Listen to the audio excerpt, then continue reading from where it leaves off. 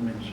Y aquí hicieron una edición especial con ilustraciones de Eduardo Arroyo, que también lo llevé a casa para las ilustraciones, pero todo esto va a llevar hasta que el otro día, hace 8 días exactamente, o quizá 10, conocí, con casualidad, a Lucilla Micacci, que es esta, la señora que está conmigo, que es italiana y que yo tengo un gran aprecio por el italiano. Todo lo italiano a mí me encanta, sobre todo Laura, me gustaba mucho Laura Antonelli y muchas más, ¿no? Claudia y todos los demás. En la tertulia nuestra ha habido presencia italiana. Por ejemplo, hablamos un día de Elena Ferrante, sí, y la amiga estupenda, se tradujo en español, La amiga estupenda. Es una serie preciosa que yo recomiendo, sus libros y la serie. De Elena Ferrante, que el original es La amiga genial. Yo le dije a ella que estoy aprendiendo italiano, de 5 palabras o 6. Luego también fuimos aquí a otro poeta, que se llama Nicola Foti, que estuvo un par de veces, que era compañero sentimental o pareja, lo que sea, de Vilma J. Ferrero. Siempre que hablábamos italiano, poníamos una canción de Sergio Endrigo, sí, Canzone per te, sí, que ganó el Festival de Sanremo en el año 1968. Es una maravilla de canción. Y luego también hablamos de Pier Paolo Pasolini, y hablamos de las cenizas de Gramsci. Y todo italiano. Y resulta que ella es especialista en James Joyce. Y me dijo el otro día María Antonia García León, me dijo, aprovechala, ya que la tienes aquí, aprovechala. Se llama Lucilla Micacci. Micacci. Una vez estuvimos en Roma y la guía pues decía, andiamo, todos la seguíamos. Entonces una señora del grupo dice, lo que yo no entiendo es por qué esta chica cada vez que salimos nos dice al diablo. Y dice, no es al diablo, es andiamo. Otra cosa personal, yo trabajé durante muchos años en Olivetti. Sí, una empresa italiana. Es una empresa italiana, vendí muchas máquinas de escribir en Olivetti. Así que todo lo que tenga que ver con Italia y además ahora con James Joyce, pues para mí es... James Joyce vivió en Italia. Sí, vivió en Pola. En Pola y luego en Trieste por 11 años. Sí. Yo tengo aquí este libro. Y enseñó, dio clases de inglés. Sí, bueno, por empezar, la biografía de Joyce, así resumida, es que cuando tenía 22 años se fue con su amiga, su compañera, que se llamaba Nora. Nora tenía 20 años y se fueron los dos a Europa, porque en Dublín, dice Borges, Dublín, porque Borges habla inglés perfectamente, entonces quiere decir Dublín, dice Dublin. Y se fueron a Europa para trabajar en Zurich, en la Academia de Idiomas, Berlis Idiomas. Y llegaron allí, yo casualidad que ese puesto ya estaba dado a otro, y le dijeron, mira, aquí no tenemos nada para ti, pero vete a Trieste. Y llegaron a Trieste, que es una ciudad que ahora es italiana, pero fue austrohúngara durante muchísimos años, incluso siglos. Y allí se hablaba en italiano, se hablaba alemán, se hablaba más idiomas, ¿no? Porque era una ciudad multicultural, digamos. Sí. Y ahí estuvo también una temporada, pero luego fue a Pola, que es otra ciudad del norte de Italia, que también estuvo otra temporada, pero luego volvió a Trieste. En Trieste al final estuvo 16 años. 11. Bueno, aquí pone del año 1904 a... Y luego se fue a Zurich. Sí, luego a Zurich. Porque sí, luego a París y se quedó allí 20 años. Y luego volvió a Zurich. A Zurich y allí murió. Sí. Y yo vi la tumba el año pasado, sí. Muy emocionante. Muy emocionante. Fijaros cómo será de inmensa la figura de Joyce y su obra, que lo vamos a hacer en 2 capítulos. Aquí este libro de Ulises, pues hay libro 1 y libro 2. Bueno, pues hoy es el libro 1, que lo que vamos a hablar, y ya ella amablemente ha pensado que podemos hacer la segunda parte donde hablaríamos exactamente de Ulises. Hoy vamos a hablar de estas dos obras primeras y de los primeros pasos de James Joyce cuando se fue con su amiga, Nora, bueno, su novia, le aconsejaron que dijera que eran marido y mujer, que estaban casados, porque en aquella época, estamos hablando del año 1904, voy a empezar por el principio. El principio quizás sea que Joyce nació en el año 82, 1882. Murió con 58 años y bueno, con esta chica, con esta Nora, que, por casualidad, Lucila tiene un libro dedicado a dos escritoras, a dos mujeres extraordinarias. Una de ellas fue Lucía Joyce. Joyce tuvo tuvo dos hijos. Muy desafortunada, tuvo un destino muy... Giorgio y Lucía que era esquizofrénica, era una mujer enferma mental y tuvo mucho tiempo, casi toda su vida, en hospitales psiquiátricos. Pero Joyce la llamaba mi otro yo. Exactamente.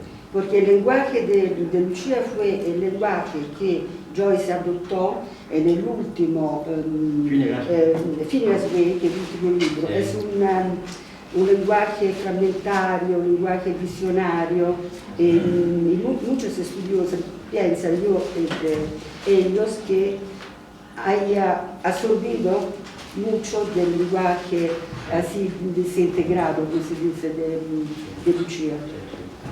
Tuvo una importancia fundamental en el padre que sufrió también de la culpa porque se sentía culpable de la enfermedad de la hija. Sí, luego Joyce decía de su hija que su hija no estaba enferma, que su hija era clarividente, era súper inteligente y y hay una anécdota, y es que un día fue de visita a Joyce a ver a su hija Lucía, que Lucía, bueno, he traducido, porque él puso a su hija el nombre italiano y a su hijo italiano también, Giorgio, y hablaban italiano en casa. En casa hablaban italiano. Entonces le dijo, ¿cómo estás, Lucía? Y le dijo, papá, tú deberías fumar en pipa. Y le dijo, bueno, pues nada, pues yo qué sé, ¿cómo me dices eso? Vale, muy bien, ahí quedó la cosa. Y al día siguiente, Joyce fue a su armario, cogió una chaqueta y se fue a dar un paseo. Y cuando notó algo raro en el bolso, se encontró con una pipa de fumar, que tenía olvidada desde hacía muchos años. Y dijo, es que mi hija sabía que yo tenía una pipa en un bolso. Y bueno, cosas así, ¿no? ¿Cómo era Lucía? Creo que la conoces muy bien, la sigues muy bien. Creo que era muy guapa, era bailarina. Sí, era bailarina, era ilustradora y tenía su arte, su genio. Sí. Pero bueno, tuvo trastorno mental también. Sí. No se sabe si causado por la esquizofrenia, una falta de cariño, una falta de cariño de la familia y sobre todo no del padre quanto della madre. Nora Barnacle, che era así cariñosa con su marido y con el hijo varón, pero con ella había, no sé, una rivalidad, algo, un conflicto muy fuerte. Se dice que Lucía Joyce era bailarina, pero empezó a bailar como bailarina muy tarde, y entonces cuando llega un momento en que no podía... Los huesos no eran elásticos, claro, no.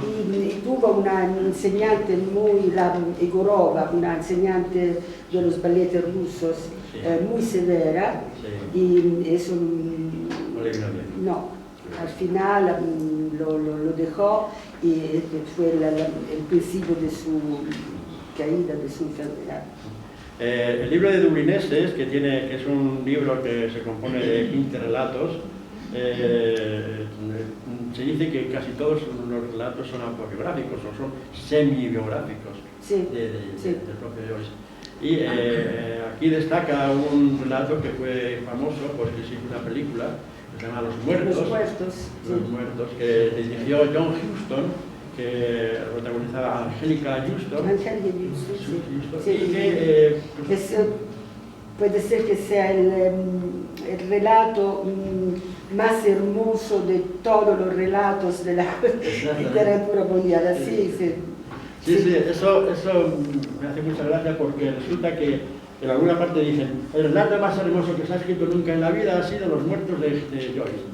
Y entonces yo voy para atrás y lo voy a leer y digo, bueno, pues tampoco, o sea que los que he leído yo de unos y de otros, bueno, total que efectivamente tiene esa fama. A mí me gusta muchísimo en Dublineses el relato Evelyn. Sí.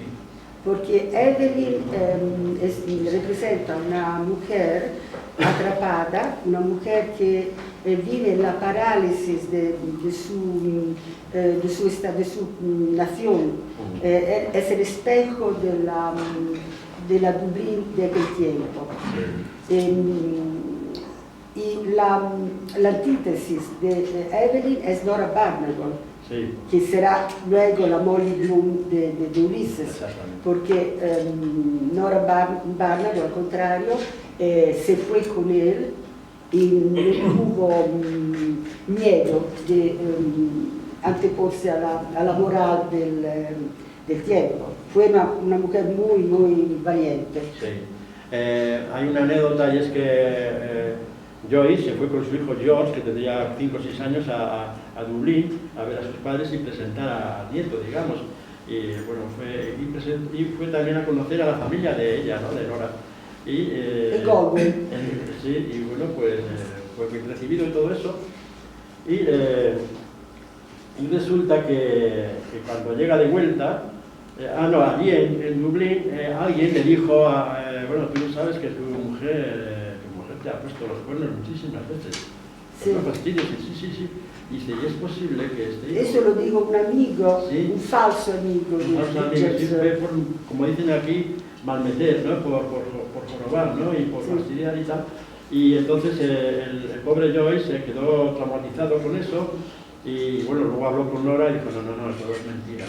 Pero, curiosamente, ese detalle, que luego aparece mucho en su obra, lo de las infidelidades, y hay en Molly Bloom, en el diálogo de Molly Bloom, ahí aparece... Molly Bloom es una mujer infiel. Claro. Y es que Mr. Bloom, que es el Joyce maduro, es un hombre cuya mujer es infiel. Sí. Así que es lo que sentía Joyce, pero Joyce se ha sentido traicionado siempre. Sí. Por los dublineses, por la familia, por todo. Tenía esta mania de persecución. Sí, hay una cuestión muy clara, o sea, muy llamativa y que hay que decir, porque sí. Él, como dije antes, desde los 22 años hasta los 58 años que murió, vivió fuera de Dublín. Sí. Sin embargo, todo lo que escribía estaba rodado, ambientado, era Dublín. De tal manera que decía él, si acaso alguna vez se destruye Dublín, se podrá reconstruir a través de mis escritos. A través de mis escritos, porque en cada párrafo aparecen calles, aparecen plazas, aparecen tabernas, aparece esto, aparece lo otro. Y dijo también, si puedo penetrar en el corazón de Dublín, puedo penetrar en el corazón de todo el mundo. En lo particular está lo universal, que es el tema uno de los temas principales de toda su obra. Sí. Es curioso porque se te ha ido una palabra en italiano. ¿Podrías hablar un poquitín italiano? Sí, como magari. Venga, andiamo. Pero no mi capisco. Da solamente una frase o dos, hombre. Venga, a ver. De lo que tú quieras, di una frase en italiano, la entendemos. Sono molto contenta di essere qui. Grazie. Es importante esto porque tenemos una compañera que viene mucho por aquí, por España, que es rusa. y entonces siempre nos lee poemas en ruso y luego en español, es curiosa la traslación. Con respecto a eso de las infidelidades, el propio Joyce, ya cuando estaba creo que fue en Trieste, o no, sería en Túnez seguramente, le dijo a su mujer, a Nora, le dijo, mira, yo creo que deberías serme infiel, deberías tener una relación con alguien, una amante para que yo pueda saber qué es lo que se siente uno cuando sabe que la mujer está con otro. Y ella se puso a llorar porque... Sí. Pero ella le siguió el juego y le escribía cartas y le decía en una carta, mi querido cornudo. Sí. Sí. Y hay otra anécdota. Bueno, la correspondencia entre Joyce y su mujer es muy fuerte. Ahora, es muy fuerte ahora, en aquellos tiempos... Muchísimo más. Claro, para publicar, para que pudiera publicar los dublineses pasaron muchos años. Porque bueno, a los dublineses no les gustaba Joyce. No, es que... Porque había mostrado la inmoralidad, como la llamaba, el crimen intelectual de una intera nación que estaba sumisa al Impero británico y a la cultura británica. Y esto Joyce no podía con ello. No podía con ello. Sí. Bueno, hay otro personaje que es muy importante para él, que es su hermano. Stanislaus, que también escribió un libro que se llama El guardián de mi hermano, soy el guardián de mi hermano. My Brother's Keeper. Exactamente. Sí. Exactamente. ¿Lo has leído? No. Tiene que leerlo, que es muy... No, si yo pasaba por aquí, mira, hay una cosa muy curiosa sobre este asunto, y es que Joyce tiene aproximadamente, vamos, por decir algo, igual que tenemos aquí libros de Lucia Micacci hablando de la familia Joyce o de Joyce mismo, en este primo piano, aquí esto sería, la traducción del título sería primer plano de Joyce, ¿no? Que hay muchísima gente que ha escrito grandes libros sobre Joyce y sobre sus libros. De hecho, hay una guía famosa para poder entender el Ulises, hay libros que son más gordos que el Ulises. Entonces, sí. La guía al Ulises. Sí. Guía de Luis. La primera vez que yo leí Ulises hace muchísimos años, lo leí con la ayuda de la guía. Ahora me lo conozco. ¿Cómo lo has leído? ¿En italiano, en inglés? En italiano, luego en inglés. Ahora puedo leerlo en inglés. Sí. Decía Vargas Llosa, que ya sabéis que Vargas Llosa hay que sacarlo a reducir siempre que sea. Bueno, por cierto, estos son 2 flautas irlandesas. Tengo un hijo que estuvo varios veranos en Irlanda, en Dublín, dando unos cursos, no sé qué, y cada vez que iba me traía una flauta. Todavía no he aprendido a tocarla, pero algún día puede que sí. Y esta tiene el símbolo de la cerveza Guinness, que es una de las cervezas más importantes que hay en el mundo, que se fabrica en Dublín. Antonio Colino me dijo el otro día que él había estado a la puerta o dentro de la empresa de la Guinness.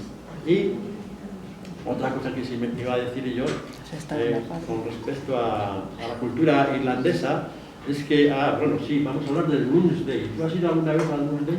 No, lo de Vargas Llosa. Vargas Llosa siempre había leído 3 o 4 veces el Ulises. ¿Os vais? Bueno. La niña que necesita. Ahora, luego leemos. Que decía yo que Vargas Llosa al final hizo una propia traducción. Fue a Inglaterra trabajando, estuvo en Inglaterra trabajando un par de años o 3, hasta que aprendió perfectamente inglés para poder traducir perfectamente Ulises. Hizo una versión, la traducción en español del Ulises es de José María Valverde y se considera una de las mejores traducciones. Ha habido otras traducciones en argentino sobre todo, pero la que se considera como más icónica, digamos, es la de José María Valverde. Bueno, cuéntame. Quería hablar un poquito del lenguaje, ¿qué te parece? Sí. Que es muy importante el lenguaje en Joyce. Sí, habla del lenguaje hasta aquí y luego ya nos vamos. Bueno, la evolución del lenguaje en Joyce. Quisiera hablar del lenguaje. La evolución del lenguaje desde Dublineses, la primera obra, hasta Phineas Wake, la última. Más que un simple cambio de estilo, es un verdadero viaje hasta la libertad expresiva y su música interior. Recordemos que Joyce era un músico, era un buen tenor. Sí. Joyce libera poco a poco la palabra de las formas tradicionales para convertirla en algo vivo. En Dublinese, del 1914, el lenguaje parece sencillo. Joyce describe la vida cotidiana de Dublín con una precisión fotográfica. Pero esta claridad es un engaño. Detrás de ella hay una mirada crítica que muestra la ciudad inmóvil, atrapada por la resignación. El lenguaje sirve a revelar el silencio, la parálisis interior. Con el retrato del artista adolescente, el lenguaje se transforma. Joyce no narra desde fuera, sino desde dentro. Empieza el fluir de la conciencia, lo stream of consciousness. Es el primer paso hacia el cambiamiento. En 1922 acaba de escribir Ulises y Joyce lleva el lenguaje al extremo. Cada episodio tiene un estilo diferente. Uno imita un periódico, otro un clásico literario, otro es simplemente parodia. Pero todo cabe, lo trivial, lo poético, lo vulgar, lo sagrado. Y los pensamientos de los personajes se acumulan y luego andan libres. Bueno, sí, este asunto de la musicalidad de la prosa de Joyce es muy importante y se destaca porque efectivamente hay algunos relatos y algunas partes de Ulises que conviene leerlos en alto.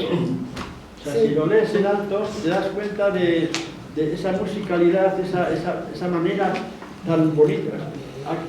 Es decir, la literatura... Porque él era músico. Claro, la literatura tiene tanta capacidad de sugestión y de admiración y de no sé qué, que te embelezas sí. Y dices, chapó, ¿no?